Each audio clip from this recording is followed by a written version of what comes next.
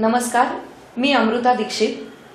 आम्ही ठाणेकर वृत्तवाहिनीमध्ये आपणा सर्वांचं स्वागत. एक दृष्टिक्षेप आतापर्यंतच्या ठळक घडामोडींवर.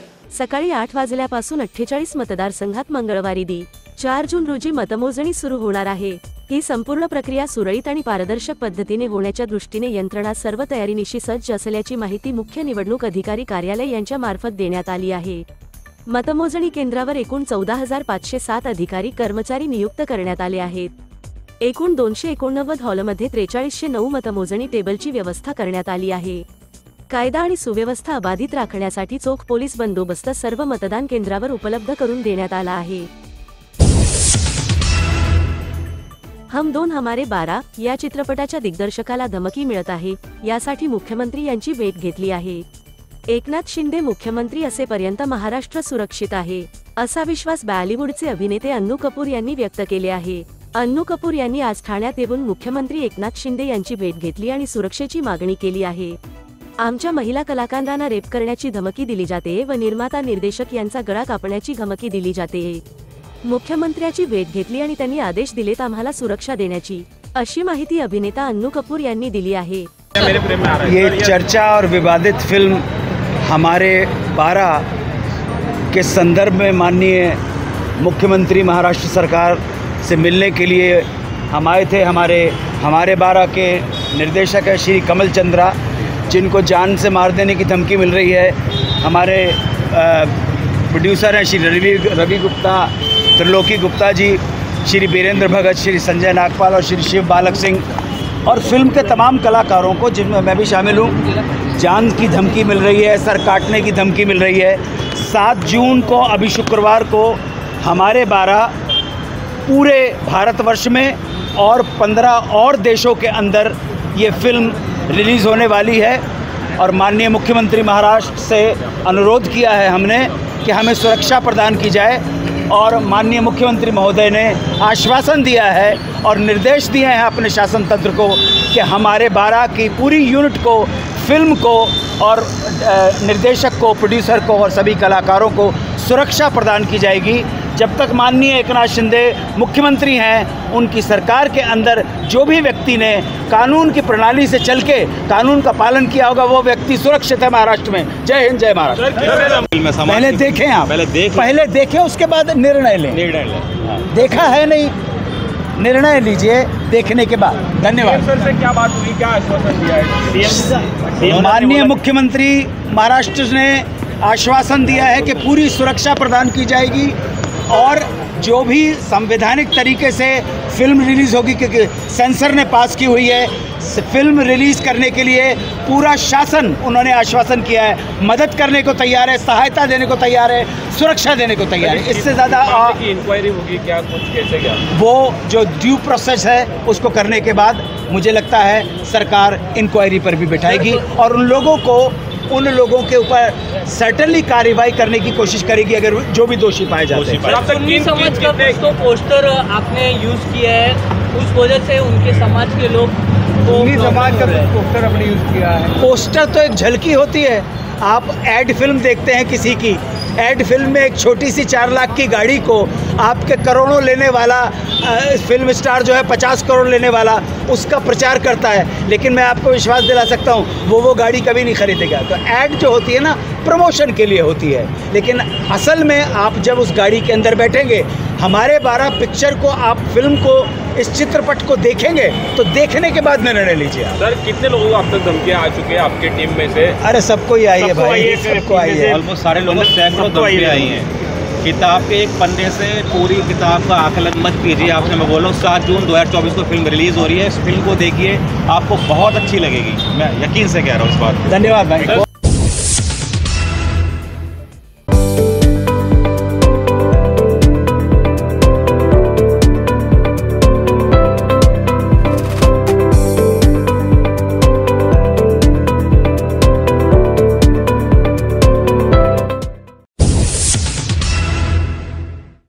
सर्व नागरिकांना आवाहन करण्यात येत आहे की सध्या डासांमार्फत पसरणाऱ्या डेंग्यू या आजाराचा प्रसार रोखण्यासाठी प्रत्येकाने पुढील प्रमाणे कार्यवाही करावी. डेंग्यू आजार एडिस इजिप्ती हा डास चावल्याने होतो. या डासांची पैदास साचलेल्या किंवा साचवलेल्या स्वच्छ पाण्यामध्ये होते. 8 दिवसांपेक्षा जास्त दिवस पाणी उघडे व साचून राहिल्यास त्यात डास अंडी घालतात. अंड्यांच्या अळ्या तयार होऊन पुढे डास तयार होतात. यासाठी आपल्या घरातील पाणी साठे, उदाहरणार्थ बॅरल्स, पिंपे, टाक्या, हौद, रांजणे इत्यादी दर आठवड्याला रिकामे करून घासून पुसून कोरडे करून पुन्हा भरावे. 1 दिवस कोरडा दिवस म्हणून पाळावा. पाणी साठ्यांना घट्ट झाकणे बसवावीत किंवा जुनी साडी, चादर, धोतर यांनी बांधून झाकून ठेवावीत, म्हणजे डास त्यात जाऊन अंडी घालणार नाहीत. घराच्या गच्चीवर, आजूबाजूला, अंगणात कोठेही पाणी साचू देऊ नये. भंगार सामान उघड्यावर टाकू नये. उदाहरणार्थ टायर्स, प्लास्टिक सामान, कुंड्या, टाकाऊ वस्तू इत्यादी. अशा सामानात पावसाचे पाणी साठून त्यात डेंग्यूच्या डासांची पैदास होते. घरातील कूलर्स, फ्रीजच्या पाठीमागील ट्रे हे देखील वेळोवेळी कोरडे करावेत. लक्षात ठेवा, नुसत्या फवारणीने डास घनता कमी होत नाही, तर त्यासाठी डास पैदास ठिकाणे नष्ट करणे ही आपल्या सर्वांची जबाबदारी आहे. कोणताही ताप अंगावर न काढता जवळच्या शासकीय रुग्णालयात मोफत औषधोपचार घ्या. अशा प्रकारे नागरिकांनी सहकार्य केल्यास डेंग्यूचा प्रसार रोखणे सहज शक्य आहे.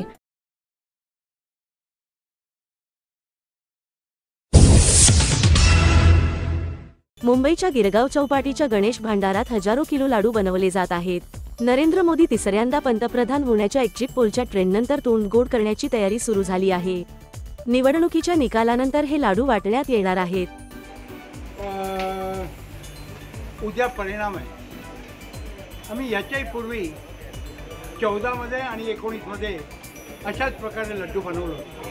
हे ठिकाण आमच्यासाठी खूप लक्की आहे. गणेश भंडार इथे शुद्ध घी, गाईच्या घीचे लड्डू बनवतात आणि आम्ही सकाळी 4 वाजल्यापासून हे लड्डू बनत आहेत आणि संध्याकाळी 10,000 लड्डू बनवले जातील आणि उद्या आमच्या प्रदेश कार्यालय नारीमन पॉईंटवर हे लड्डू वाटले जाणार. आणि यांच्या आम्ही विशेष काळजी घेतली आहे की लड्डूला या डब्यामध्ये टाकून लड्डू देतो आहे. त्याने काय होणार आहे, हायजेनिक पण होईल आणि ज्यांना लड्डू अख्खा नाही खायचा आहे, घरी घेऊन जायचं आहे, तेही घरी घेऊन जाऊ शकतील. आणि त्याच्याच बरोबर फिर एक बार मोदी सरकार, तिसरी बार मोदी सरकार असं आम्ही स्लोगन दिलं. विरोधकाचं असं म्हणणं आहे की तुम्ही तयारी कशाला करताय, कारण महाविकास आघाडी निश्चितपणे येणार आहे असं त्यांचं म्हणणं आहे महाराष्ट्रामध्ये. तर तुम्ही काय सांगणार आहोत? नाही, एक तर मी सांगू इच्छितो की हे जे काल एक्झिट पोल वगैरे जे झालेत ना, त्याच्यापेक्षाही प्रचंड मताधिक्याने आम्हाला सीट मिळणार आहे. कारण मोदीजींनी 10 वर्ष काम करून दाखवलं. दुसऱ्या कोणी काय काम केलं आहे काय माहीत नाही. एक 6 महिन्यापूर्वी ती कुठली जोडो यात्रा, भारत जोडो यात्रा केली, त्यांनी तसं होत नाही.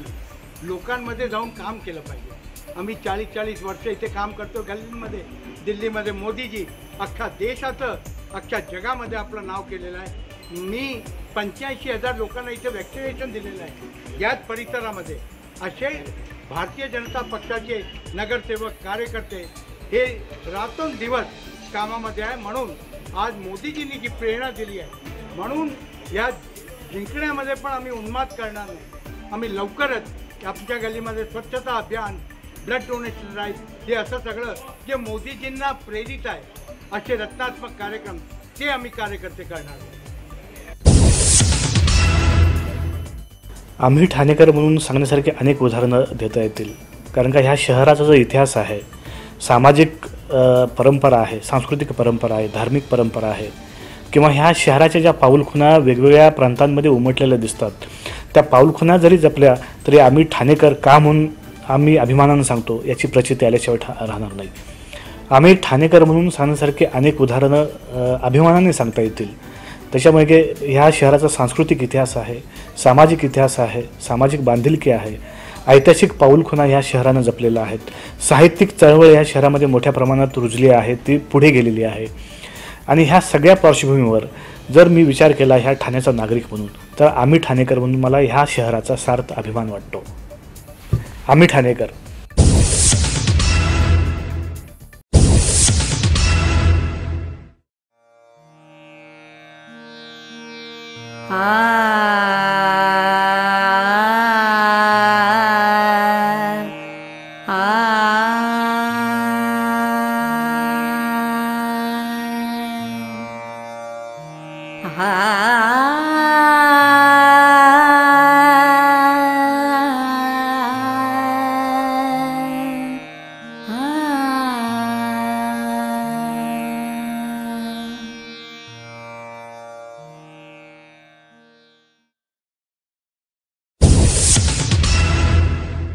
आम्ही ठाणेकर.